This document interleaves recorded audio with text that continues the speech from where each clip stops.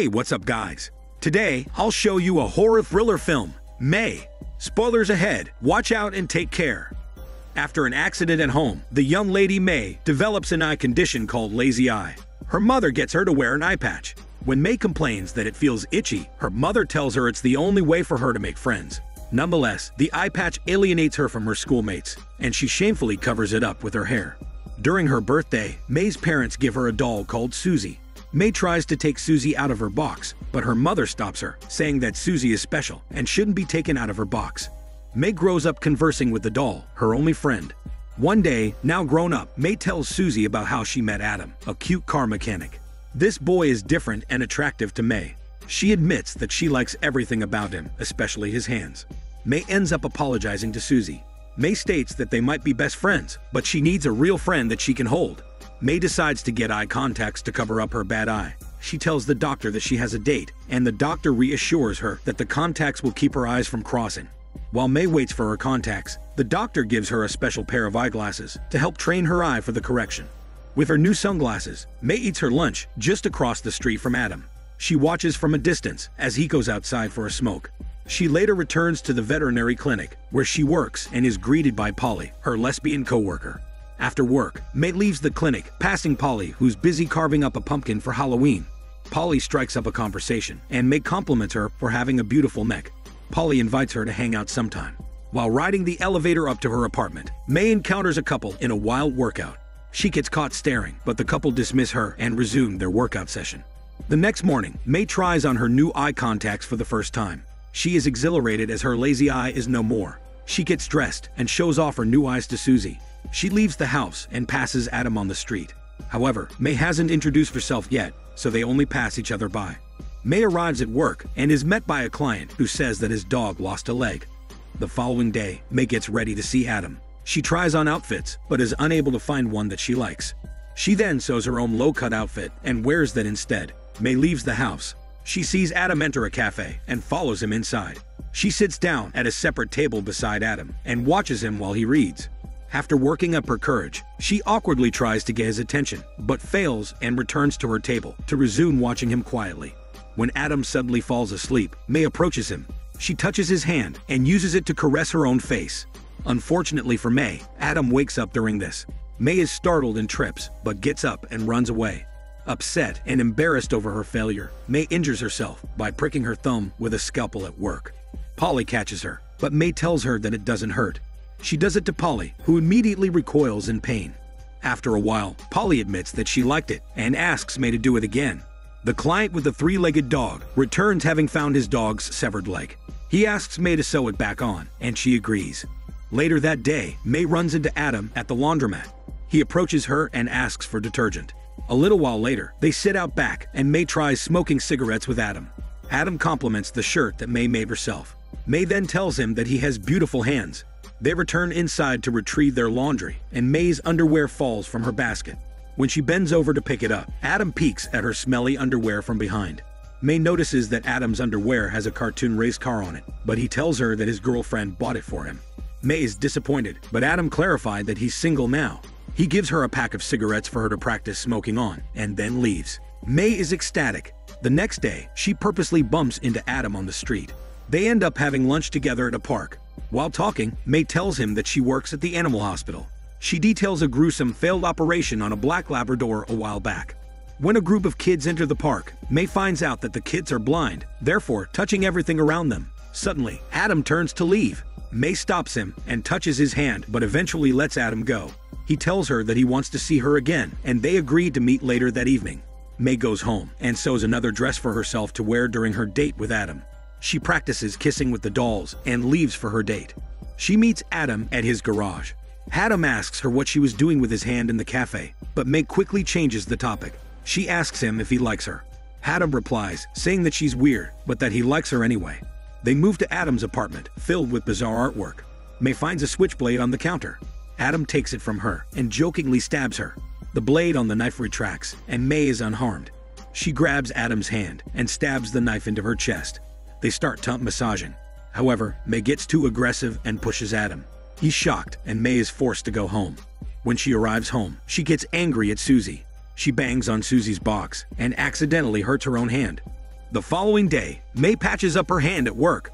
Polly notices the wound on her hand and asks her to join her as she files some documents. As Polly finishes up her work, she asks May to dance with her since no one else is there. May eventually agrees and they dance together. While dancing, Polly tells May that she has to get rid of her cat because her landlord doesn't allow pets. May agrees to take her cat in, and Polly kisses her on the lips, then leaves.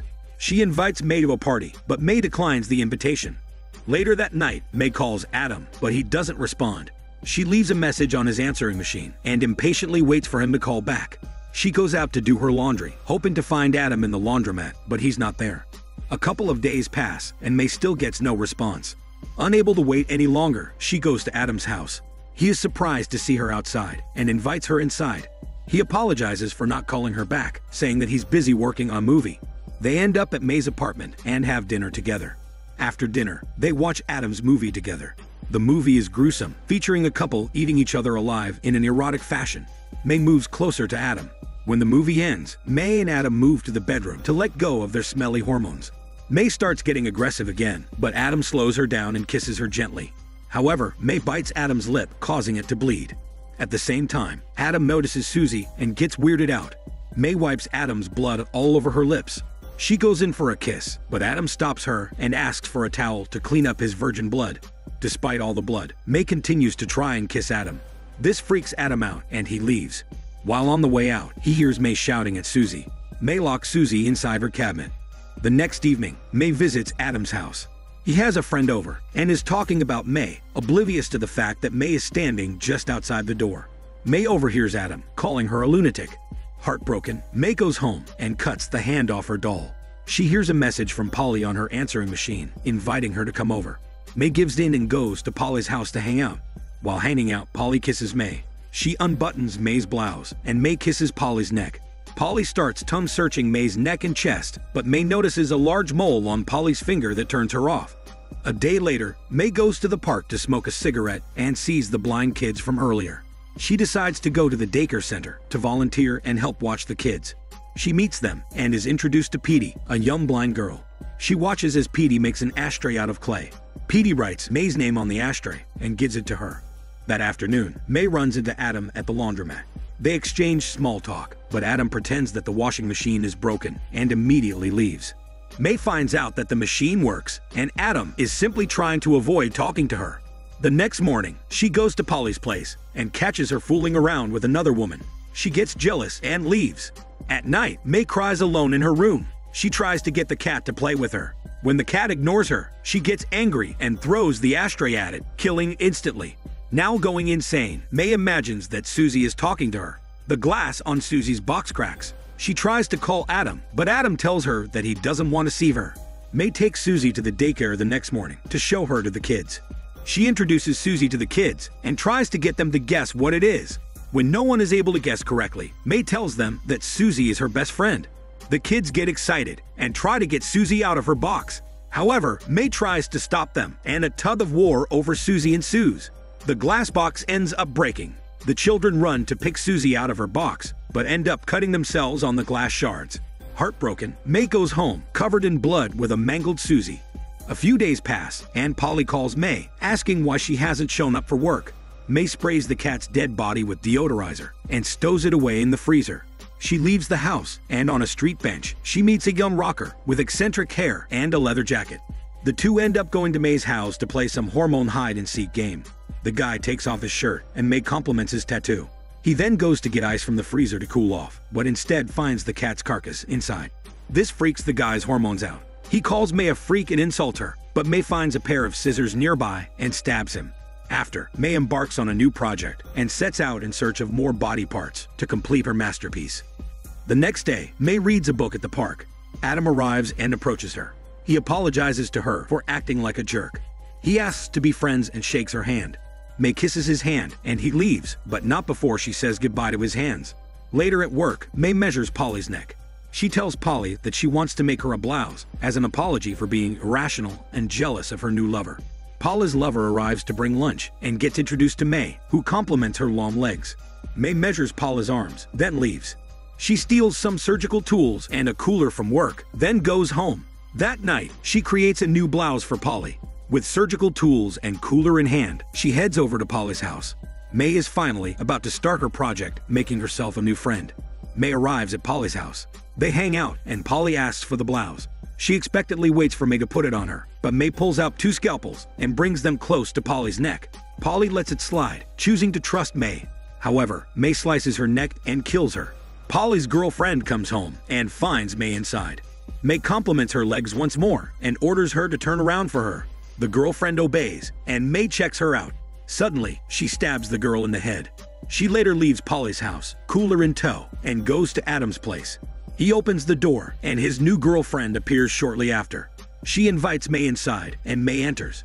She dares Adam to touch her face, but the girlfriend interferes and tries to make May jealous. Despite this, May continues to dare Adam to touch her face. The girlfriend gets angry and tries to leave, but falls down. May helps her up. Adam, drunk from having drunk vodka all night, finally concedes and touches May's face. Just as he reaches out, May grabs his arm and simultaneously stabs the girlfriend in the neck with a scalpel. She kills them both.